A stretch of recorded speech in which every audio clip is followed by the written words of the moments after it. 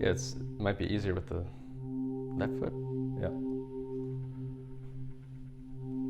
Okay. Maybe also like the octave below, just add one. Okay, beautiful. There you go. So then you press the snapshot too. Okay, so there we go. So we have our drone. Have a drone already, yes, yeah. Yes. Great. So. Yeah, remember last time we talked about the round of 7 a lot? Yes. And so now what we're going to do, we're going to kind of jump back to what we did a couple lessons ago, where it's just about playing. Mm-hmm. And ideally, sometimes you want to know which notes you're playing. There are like 3 ways. Like you could know which position on the fretboard is which pitch. Yeah. Or you hear the interval. Mm-hmm. So you could play a random note, put your finger on a random string, random fret, and then you hear, okay, it sounds like a 5th or whatever. Right. And then there's obviously the shapes that kind of like come from the pentachord, etc. Right, the relative intervals. Yes, exactly. Okay. So just start playing on top of this, and like the only thing I would do is try from the very beginning to sort of like use both hands. So maybe as a starting rule could be, okay, no more than 2 notes in one hand, and then I move to the other hand, just to keep you. Sure. Yeah. You know? Yeah. Okay. You have to bring up the volume pedal for that, and then you can play. Okay.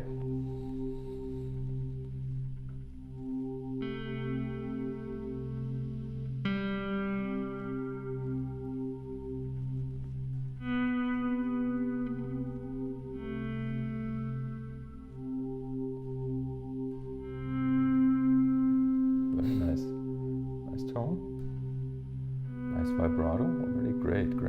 Awesome.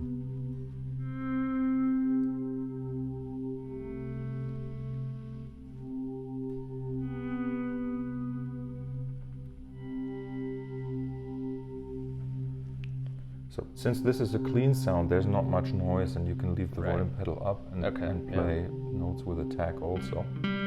Yes, there you go. Great.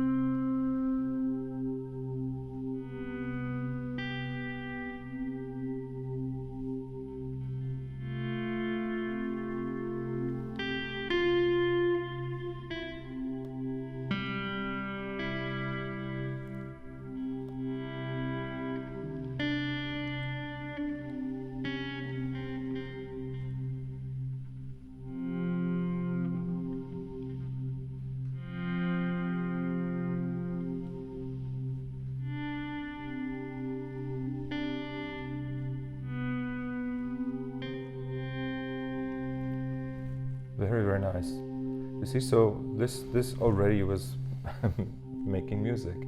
Yeah. And it's amazing. Like, just imagine, like, all you would have to do is do this every day. Right. And you will learn the instrument. You will learn where the notes are. You will learn to play faster.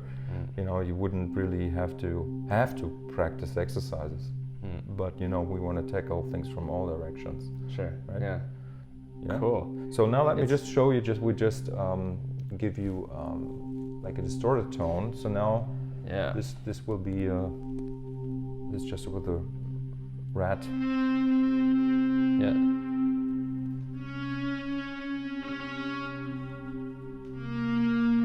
Okay, let me show you one thing right away. Okay.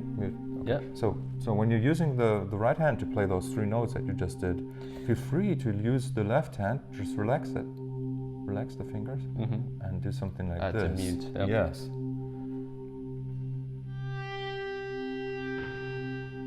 Sure. Yeah.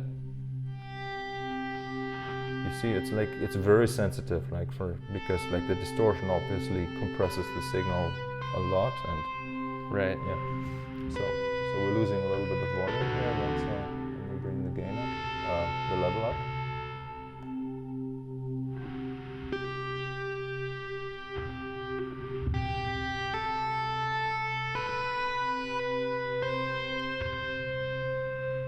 You see, I placed the volume pedal behind the amp and the distortion, so that means you can always noise gate with your foot, which is sort of I find very important. If you're a professional musician, you just want to make sure you're not producing noise. Sure, yeah. And with this digital gear, it's easy, can be easily done. So yeah, what is the signal chain here?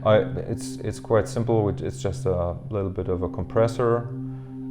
This Vermin distortion, which is like the rat with the filter all the way closed, which sounds very nice, into a jazz chorus model, I think, and then the volume pedal behind that, just a simple like a vintage delay, it's called here, like a 12-bit delay. And then it's split into two ways. So right now the signal runs through here, just through the reverb, and then to the main out. If we switch to snapshot 1, and yeah, this is the HX stomp, by the way, then we get to the signal to go through this bottom path here, which is just a chorus going into a delay which is set to 100% feedback. So it's a really simple setup of creating a drone. Right? Wait, so here at where it splits, we have. What is the difference between the two delays? Yeah. Okay. So this delay it's just for when you're playing the lead part, just like now in snapshot 2. When we just go through path A here, it's just a delay on the sound. Yeah. Right. And what I use it for when we can you mute there? Yep. And if we go to snapshot 1, happens now the signal goes through here, and the delay, I have also given it lots of feedback and also higher mix, because it sort of lengthens the sound. So Right. So the second delay is for the looper, essentially. Yes, and the first delay is like a utility for lengthening the notes that you play into the looper to create the drones. And when you switch to the lead sound, then it's just a plain delay. Okay. Right? Got it. So now, add another note. Yeah, okay. Get lots of overtones from that string. Yeah.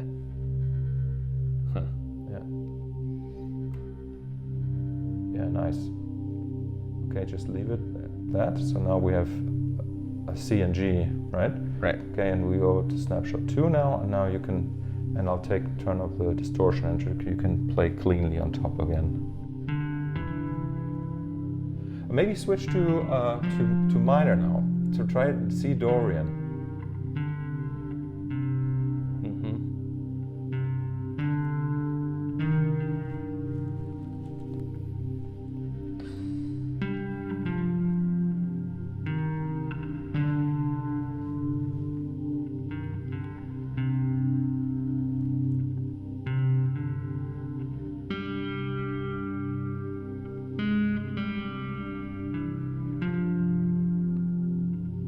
How that wrong note sounded good when you had the major third. Sure. Yeah. So that's the cool thing about working with simple drones. Like now it's a fifth, like it's a C and a G, but like if you have just one note, then you can play any of the 12 notes on top of it and make sense of it in terms of a mode. Exactly. Right. Nice. So Phrygian.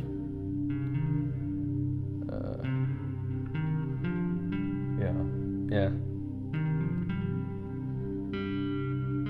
Yes. Yeah. And second finger for D flat. Yeah.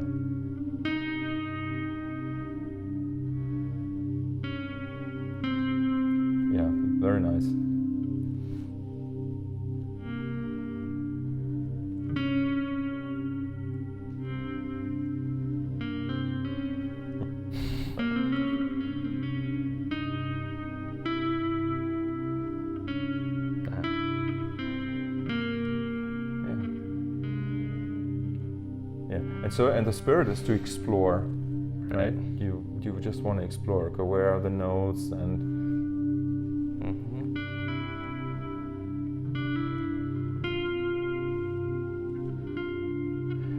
And you can use this Yoko or temple sweep idea, which is like maybe you play a D there, or an E there, and then you use a finger of the other hand to play that same note, which right now is stupid because you're so high up, but like if that I do C or whatever, this D, for example, and then you could switch over, and then obviously it opens up this hand on this side. If you play, yeah.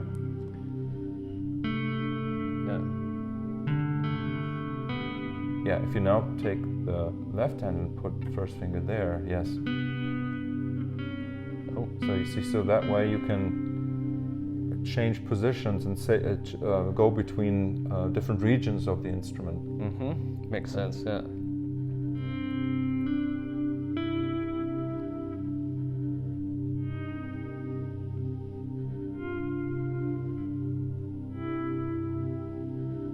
Where's that distortion? The distortion we're getting sometimes, you mean? With distortion. Oh, no, with distortion. Yeah, okay. Okay, so turn down the volume. Yeah.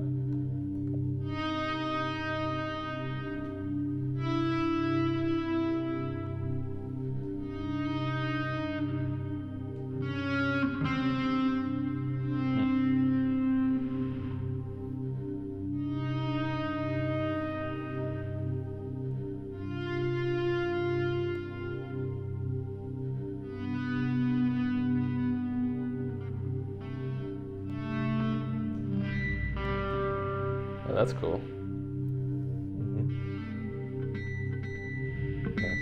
Yes.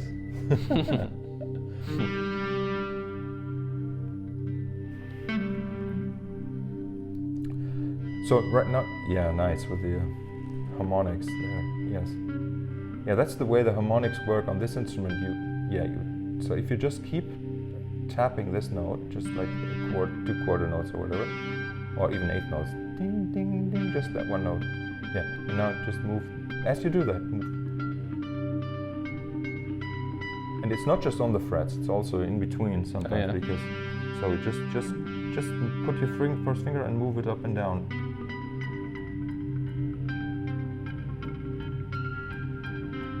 Yeah, I heard one somewhere in there.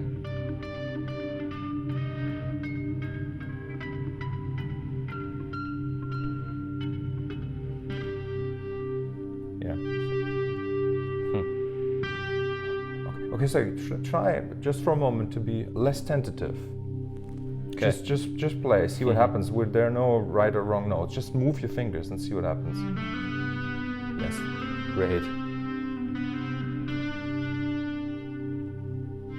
And don't even look at it. Bring the volume.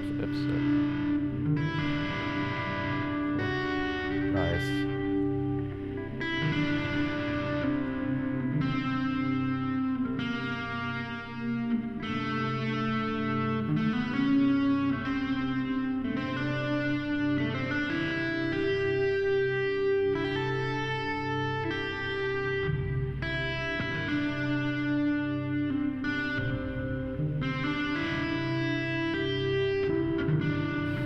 I'm gonna get a copyright strike for that.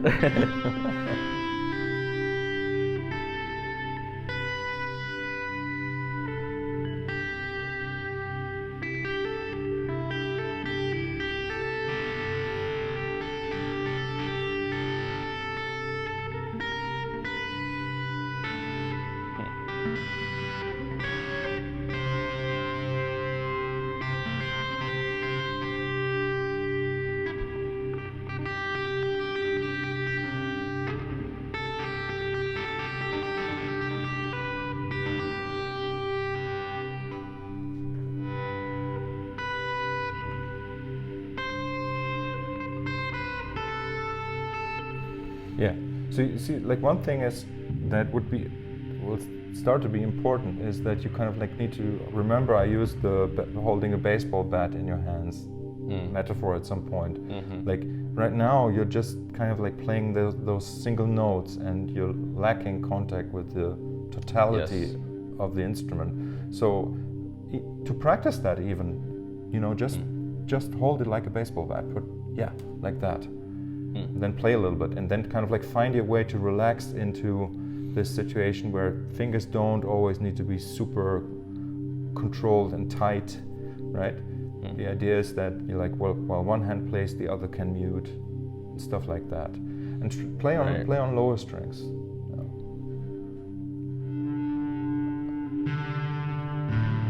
Nice, and even try to play fast. Go doodle-diddle-dum. Yeah, nice. Yeah, and try to go down like that. Diddle-diddle-doo. Yes, nice. Awesome, great.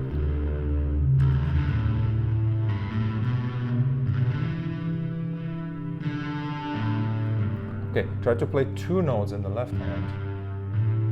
Yes.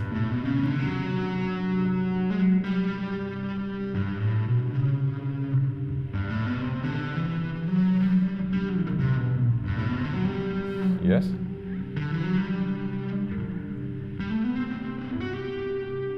Very nice.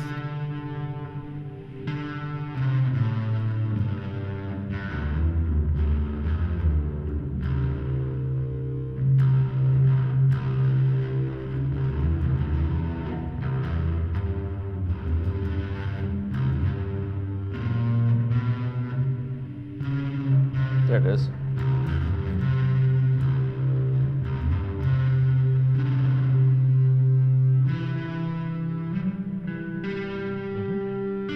Ah. Yeah.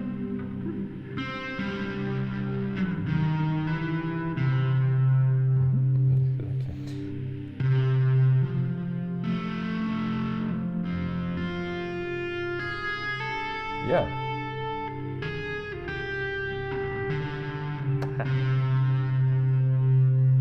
And you see there are no wrong notes already starting to happen, right? Like Sure, I can notice then when you're playing a note that you didn't mean to. Yeah. But nobody should ever notice that. Right. If you're not playing on the grid, simply say you're playing a quintuplet. Exactly. Right. That's how we do it nowadays. Well, that's true. Well, also that's the thing with jazz. If you make a mistake, make it again. Yeah, exactly. Exactly. And then it's music. Yeah. But like I said, in this context, so maybe let's do something. Let's add a couple more notes to the drone. Yeah. So press the twice. Yeah. Okay. And you could even you can fade notes in, but you could also play single notes. Right.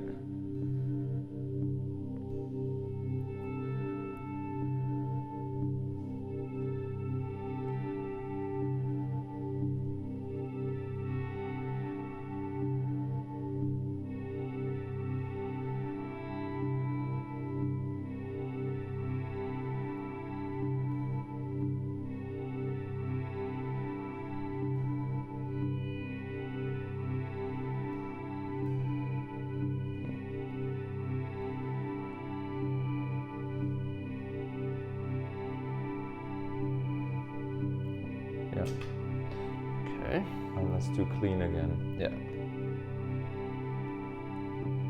So now I have maybe a Lydian thing or something? I haven't quite figured it out. I think so. Yeah.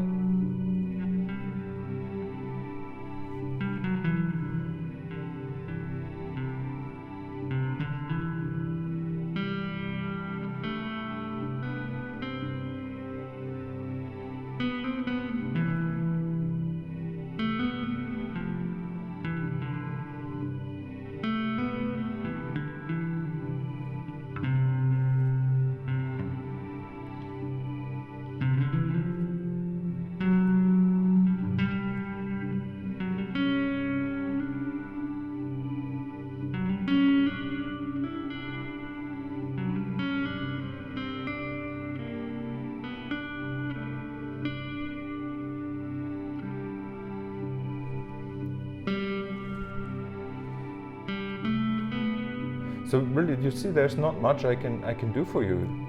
You know, you Right. just need to do this. Yeah. And with your strict like 2-hour practice thing that you've been doing, do 1 hour just like this. Mm-hmm. Maybe even like before going to bed, in the dark. Yep. Yeah. Just you can hear how hypnotic it is. Definitely. And then just explore. Very cool. Yeah, it's really inspiring to play with some new sounds and to have the ability to make it a drone. Yes. And, and let's try the following. Let's just go back to one. Let's just let it fade out. Okay. So what we're gonna try is you're gonna just play, say a random. Well, not random. Let's take something like an F sharp. Okay. And use that as a drone. All right. Okay. So fade in an F sharp. All right. Well, let's find the lowest one, which would be... You could do this one here. Oh, wow. Yeah.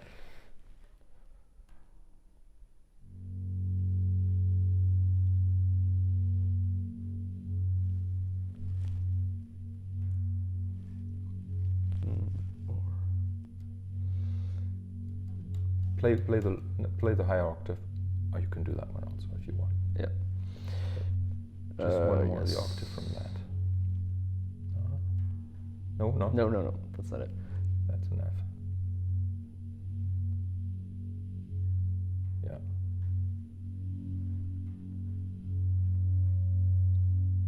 Okay. Very nice. Okay. Okay, so now, kind of like close your eyes and just move your hands. You need to bring up the volume pedal. It's a clean sound, so it's okay. And just move your hands and explore.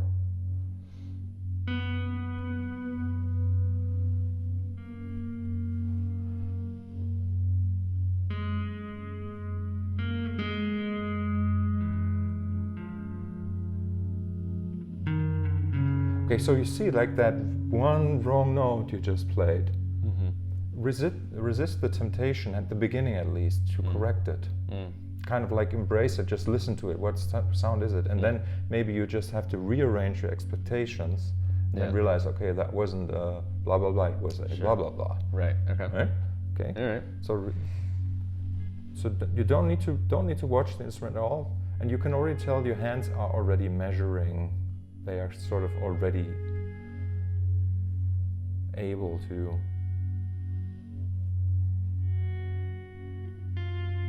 Yes.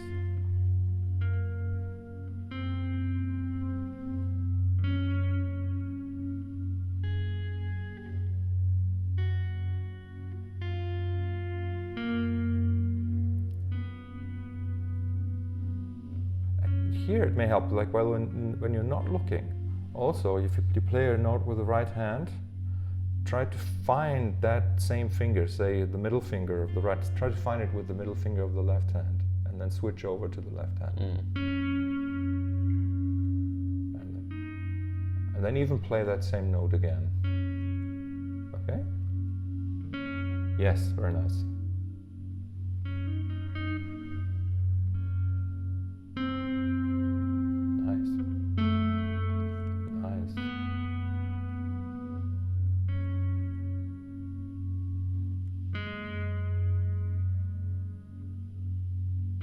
Yes.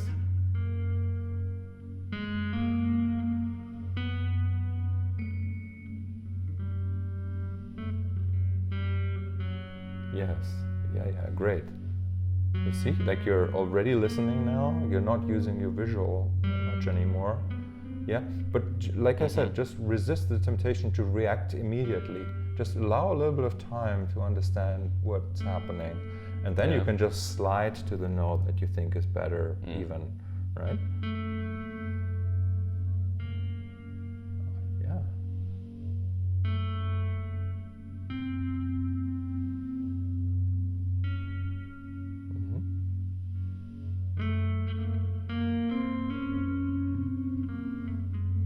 So, you know, the idea to pass one note from one finger of one hand to the other hand is to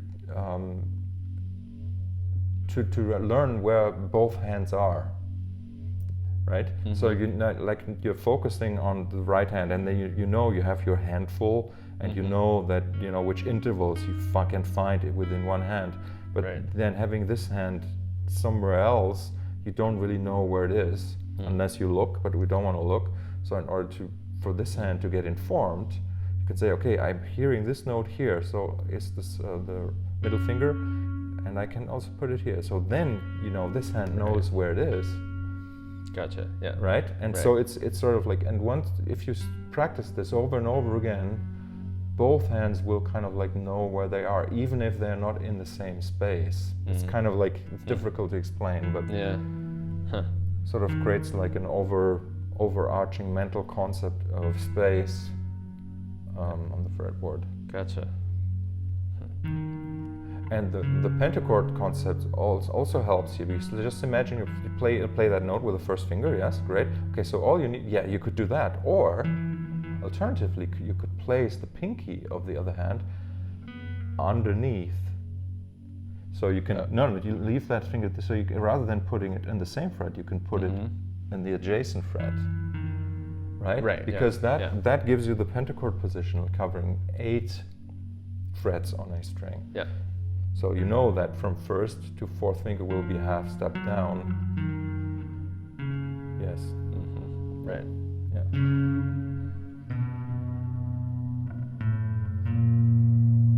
I really like the minor third there. Yes. So you see, you don't even have to know that you're in F sharp. It doesn't in order to practice this, you can. Exactly. Yeah. Like what I used to do, I used to have a box with cards with the pitches, and I would just draw a card. And cool. Then you keep drawing until you've gone through all 12, and then you put them all back in and start over. That way you get all the drones, all the root notes.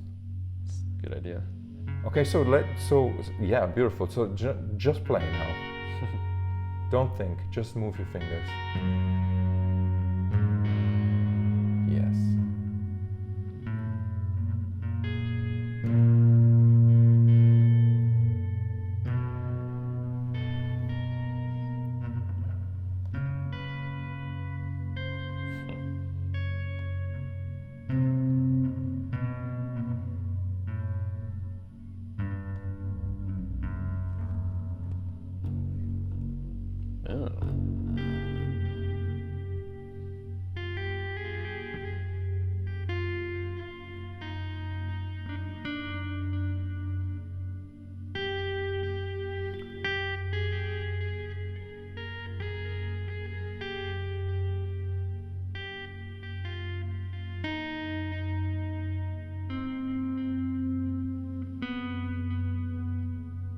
You don't know it yet, but you could even already be much freer moving.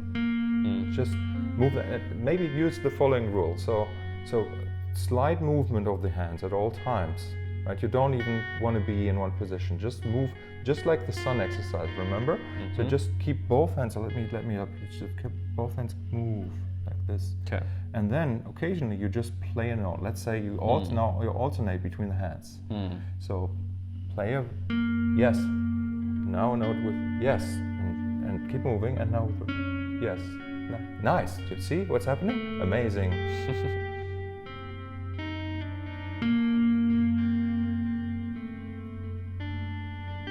Yes. So you want to establish this, what may look like random notes, but what happens is that you will learn more and more what the notes are, and you can correct them.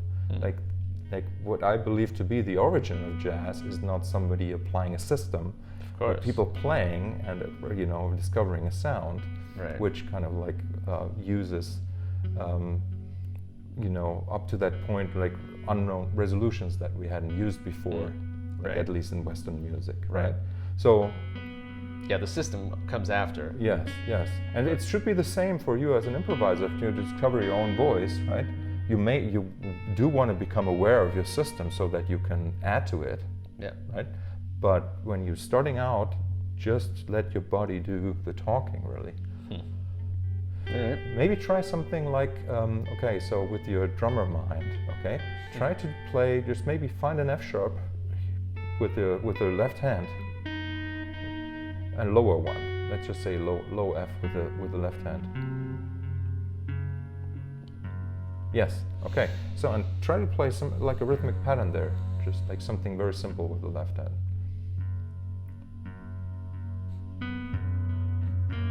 Yes, nice.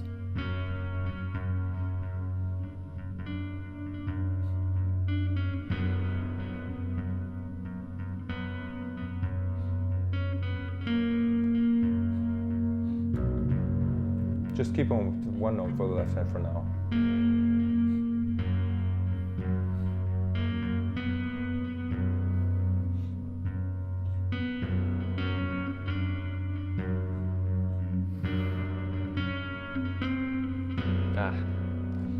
The interesting thing is, like, I believe that the independence or interdependence of the hands is not the same as with drums, with an instrument like this. Well, there's you something different. You have additional fingers, which makes it. Yeah, exactly.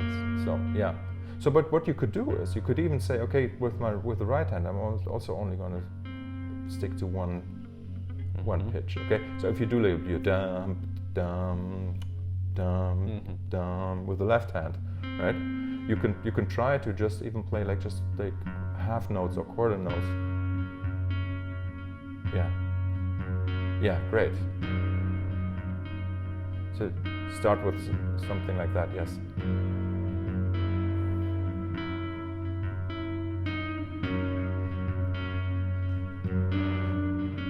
Yes.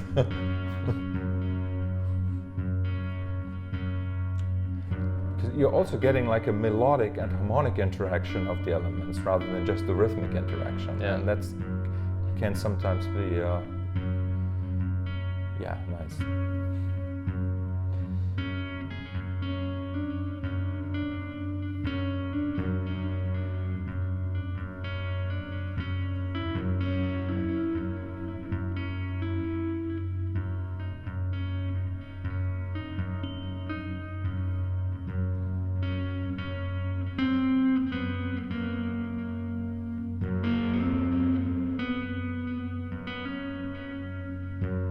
Okay, try the same. So put the first finger here on that F sharp of the right hand. Yeah, and now then improvise with the left hand.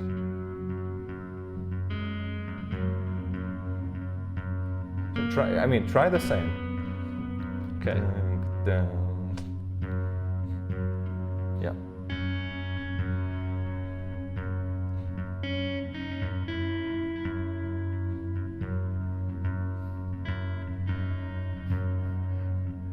You see, it really is different because the melodic information adds a level of, like I just said already, interaction, which kind of ties the hands together, the mind together somehow. So you will not have, you will not have a choice. You will have to do some interdependent stuff here as well. Of course, yeah. No, I mean that would happen naturally anyway.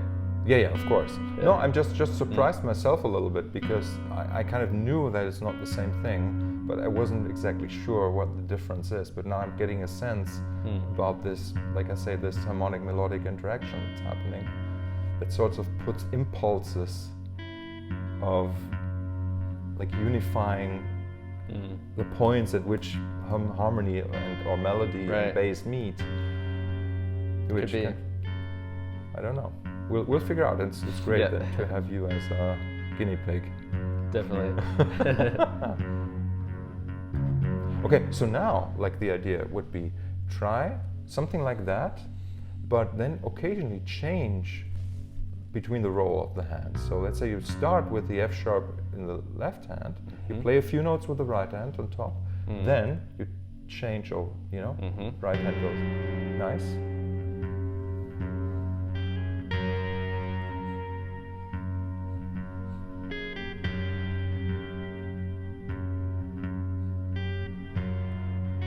Yes, and now switch. Yes, great.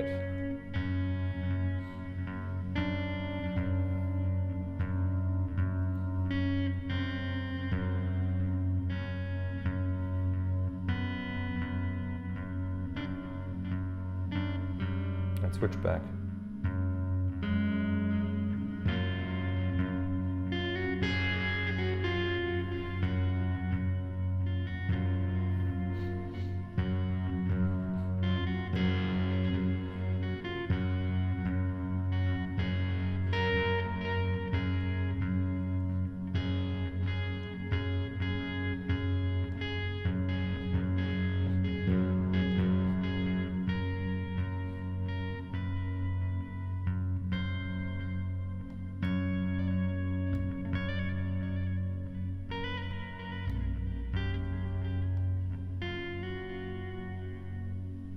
Great. Beautiful. So, and now you're off, to making music. Yeah. Awesome. Very exciting. Yeah. And use this Shawn Drone Improv template to come up with your own stuff. Cool. Sounds good. Yeah. Thanks for setting this up for me. Yeah. To start with. Yes. And yeah, looking forward to experimenting more. You see, just to maybe comment on some technical aspect. Yeah. Okay. So what I saw, like when your left hand goes to that F sharp, your right hand, sorry, what happens is that the fingers start kind of like they become a block like this. So your first finger wasn't moving independently. Right. Okay. So this is something maybe to pay attention to, or it simply means like you need to practice more. Or we're going to continue with that grandfather exercise at some point. Right. Yeah. Right. You see, that gets interesting. Like ways that you approach the instrument seems to be dependent on the role that the hand assumes. For sure. I feel like when my technique is completely different when I'm playing an exercise, like a scale or something. Yeah. As opposed to just improvising. Yeah. I mean, I think it's getting better too, but there's still a big difference, Yeah.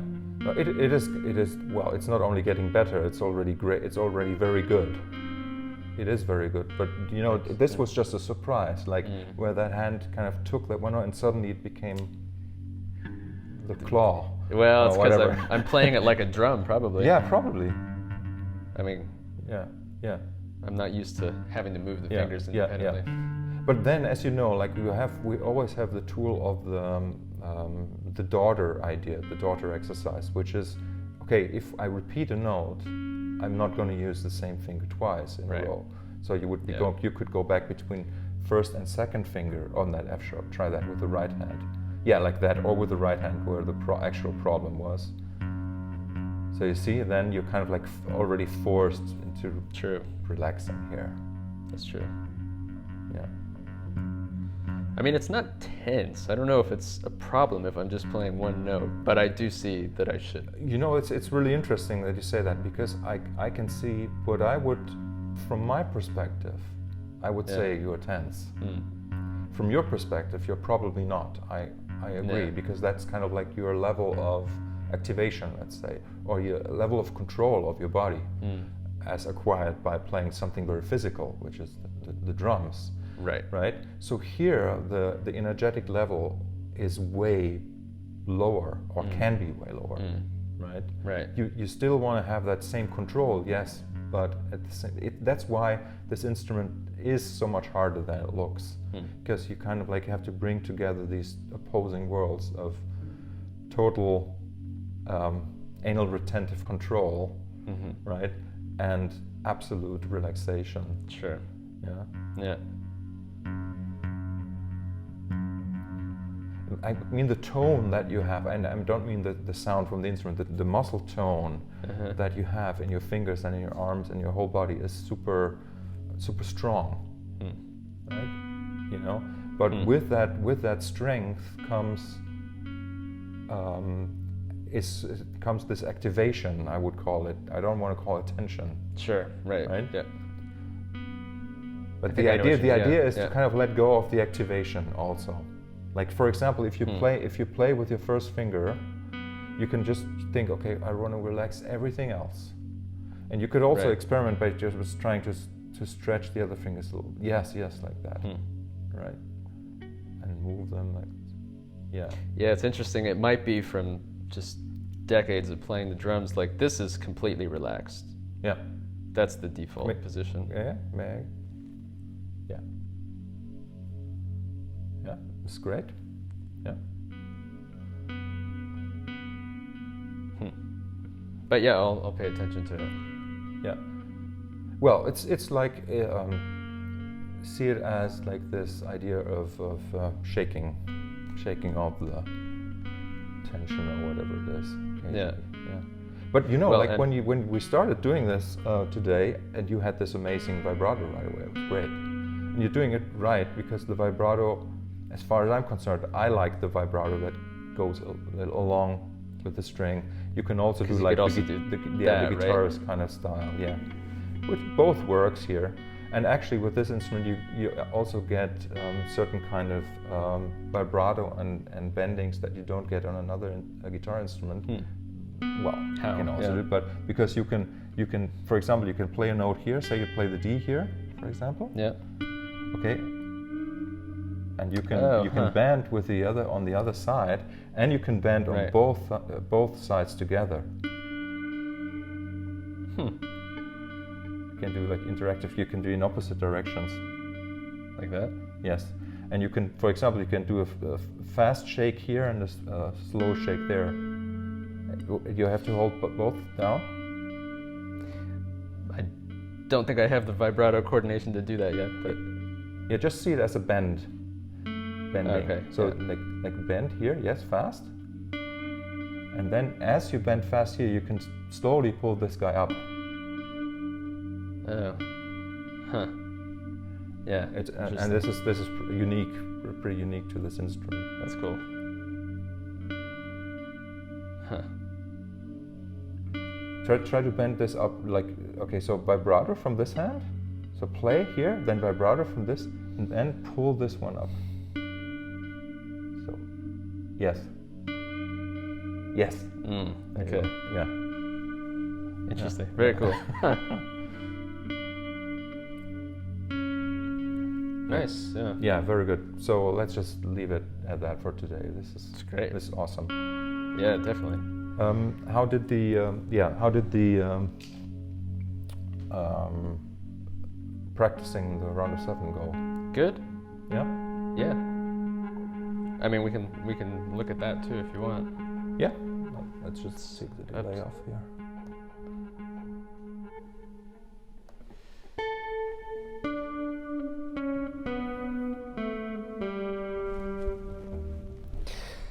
I have to do it very slow. Yeah.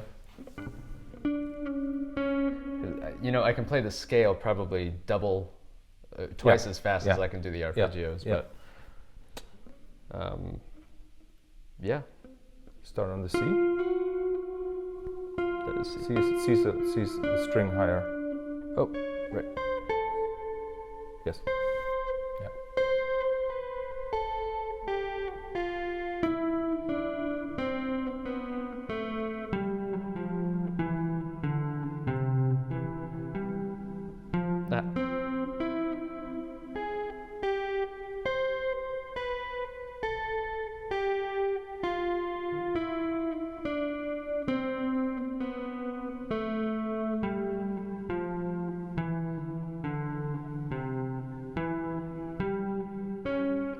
You forgot the D minor also, I think. Oh, I was repeating the C again. Ah, you weren't. Okay. But yeah, sorry. let's do the D. Let's do the D. Maybe just from here.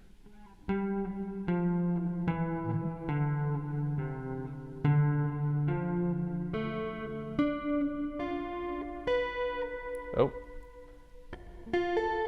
Yeah, great. Go to the E minor next.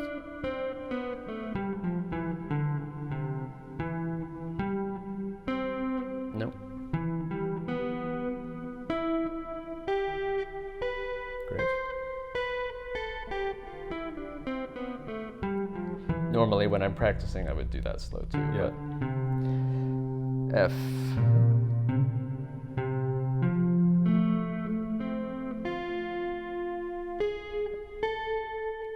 Great.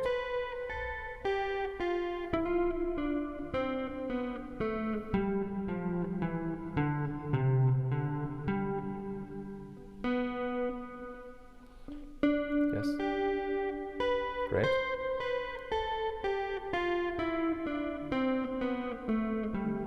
A minor, try it now. Oh.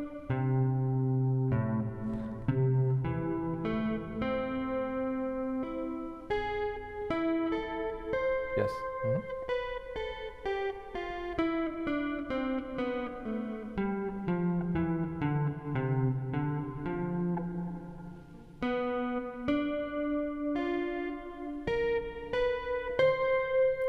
Great. Great. There you go. Right? So it's just a matter of time. Practice it more. And yeah, I mean, you really want to be able to play this 16th notes at 116 BPM. Like really fast. Okay. Right? Yeah. That's going to take some time. Yeah. But I hope you can see what kind of like coordination skills you get from this. And yeah, it was. I noticed it actually. I was doing some improvisation this week, kind of similar to what we did here, but I would just put on a search on YouTube for ambient in C or something, and then I started noticing I could hear the chord changes. I can't identify them all, but I know maybe the 4 chord and the 5 chord, and I could kind of play with those arpeggios, changing them between C, F, and, I mean slowly, but yeah, that was it was really cool to have that direct application of the exercise. I mean, it really helped me find the notes. So no, rather than having like the drone that we do here with the pedal, right? You can have a band in a box thing, or just chords that go between C major and D minor, and you then apply your knowledge about where the notes are using that fingering. Right? Yeah, cool. Okay, awesome. man. So great. Awesome. You see, it's only, what is it, like not even 3 months? 2.5 months? Not even, yeah. It's coming along. Yeah. So by the end of I can't even imagine, like by the end of the years, you will be further ahead. Well, I hope so, yeah. Let's not go backwards from here. Yes. Definitely. Okay. All right. Great. Thanks, Markus. Great.